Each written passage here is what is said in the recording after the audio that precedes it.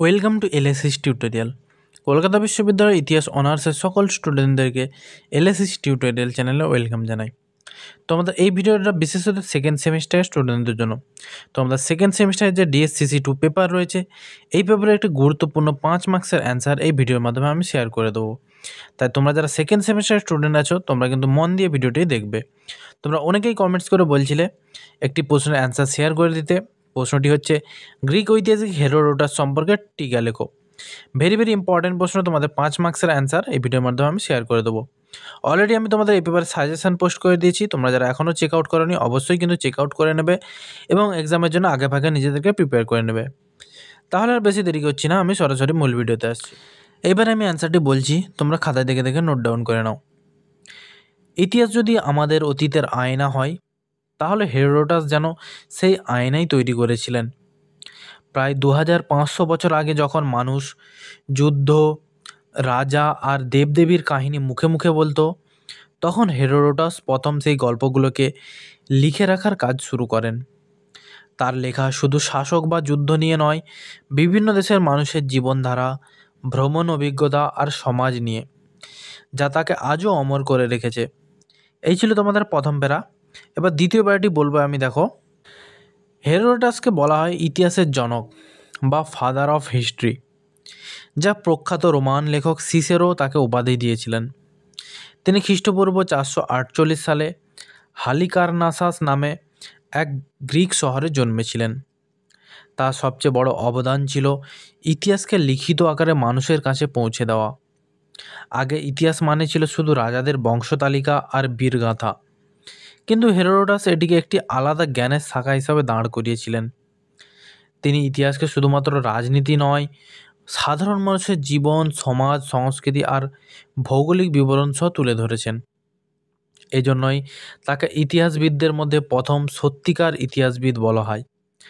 আজও ইতিহাসের ছাত্রছাত্রীরা হেরোডোটাসের কাছ থেকে প্রাথমিক ইতিহাস চর্চার ধারা বুঝতে শেখে। দ্বিতীয় প্যারাটিও বলে দিয়েছি। পরবর্তী প্যারা যাওয়ার আগে বলে রাখি, তোমরা যদি কেউ এই পেপারের নোটস পারচেস করতে চাও, একেবারে অল্প দামে আমি নোটস শেয়ার করে থাকি। PDF আকারে টাইপ করা নোটস কেউ যদি পারচেস করতে চাও, তাহলে আমার সাথে সরাসরি যোগাযোগ করতে পারো। স্ক্রিনে যে হোয়াটসঅ্যাপ নাম্বারটি দেওয়া রয়েছে, সেটাতে যদি আমাকে মেসেজ করো বা কল করো, তাহলে আমি সরাসরি এভাবে PDF আকারে নোটস তোমাদের মধ্যে শেয়ার করে দেবো।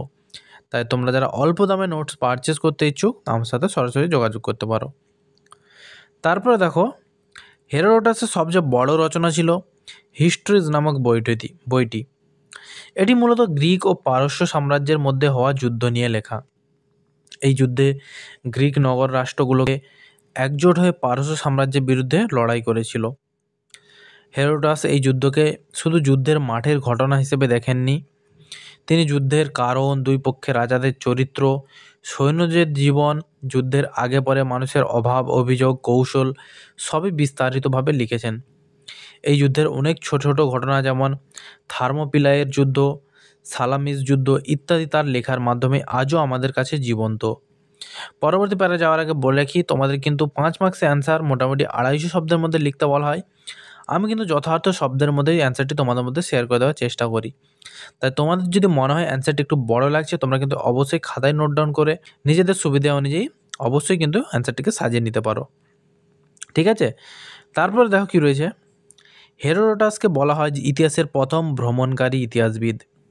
তিনি নিজের চোখে বিভিন্ন দেশ আর জনগোষ্ঠী দেখার জন্য অনেক দূর দূরান্তে ভ্রমণ করেছিলেন। মিশর, ব্যাবিলন, ফিনিশিয়া, লিবিয়া, পারস্য, এমনকি ভারতের সীমান্ত অঞ্চল পর্যন্ত তিনি ঘুরে বেড়িয়েছিলেন বলে জানা যায়।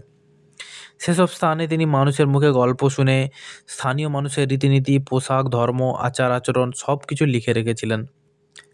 তখনকার দিনে এত দীর্ঘ ভ্রমণ ছিল খুবই বিপজ্জনক আর কষ্টকর। তবু হেরোডোটাস মানুষের কথা শোনার জন্যই দূর দেশে যেতেন। ফলে তার হিস্ট্রিজ বইটি হয়ে ওঠে এক ধরনের প্রাচীন বিশ্বকোষ। তারপরে দেখো কি রয়েছে। হেরোডোটাসের লেখা নিয়ে অনেকেই সমালোচনা করেছেন যে তার ইতিহাসে গল্প, উপকথা আর মানুষের মুখে গল্প খুব বেশি। তিনি নিজের চোখে যা দেখেছেন, তাছাড়া অনেক সময় মানুষের বলা অলৌকিক ঘটনা বা গুজবও বইয়ে লিখে রাখতেন। যেমন মিশরের পিরামিড বা নীল নদের অদ্ভুত কাহিনী তিনি মানুষের কাছ থেকে শুনে লিখেছেন। এই জন্য অনেকে তাকে মজা করে গল্পকারের জনক বলেও ডেকেছেন। তবে ইতিহাসবিদরা বলেন হেরোডোটাস চেষ্টা করেছিলেন যতটা সম্ভব মানুষের কথা যাচাই করতে।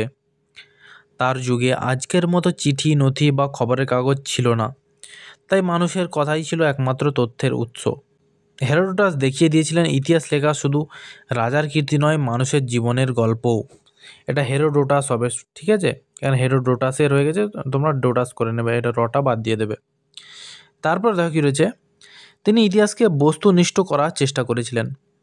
যদিও পুরোপুরি পেরেছিলেন বলা যাবে না, কিন্তু তার সাহসী প্রচেষ্টা ভবিষ্যতের ইতিহাসবিদদের জন্য পথ দেখিয়েছে। থুকিডিডিস, জাস্টিয়ান বা হেলেনিস্টিক যুগের ইতিহাসকাররা হেরোডোটাসের কাছ থেকে অনুপ্রাণিত হয়েই আরও বিশ্লেষণধর্মী ইতিহাস লিখতে পেরেছেন। আধুনিক গবেষকরা হেরোডোটাসের লেখা থেকে শুধু তথ্যই নেন না, বুঝতে চেষ্টা করেন কীভাবে প্রাচীন যুগে ইতিহাস রচনার ধারা গড়ে উঠেছিল।